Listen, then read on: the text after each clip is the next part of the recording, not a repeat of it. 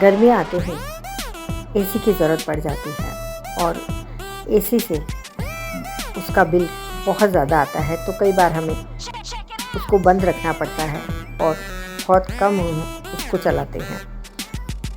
तो इससे अगर हम ज़्यादा चलाएंगे तो हमारा बिल से हमारा टेंशन बढ़ जाएगा। तो एसी की टेंशन को छोड़ें और यहाँ पर कुछ सेटिंग्स हैं, उनसे आप प्रयोग करें।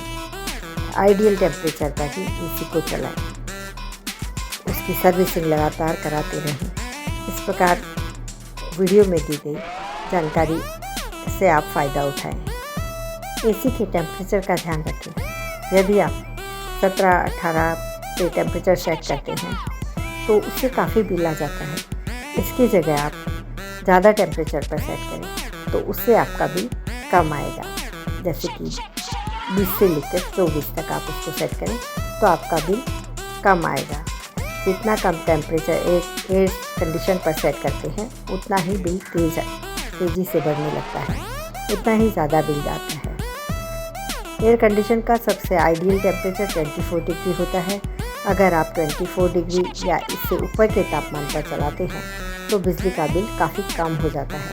तो इस बात का आप ध्यान रखें। करीबन 10 से 12% आपका बिल कम हो जाएगा। यानी अगर आप एसी को 20 डिग्री के तापमान पर कम चलाते हैं तो बिल काफ़ी बढ़ने लगता है और यदि 24 पर चलाते हैं तो बिल काफ़ी कम आएगा।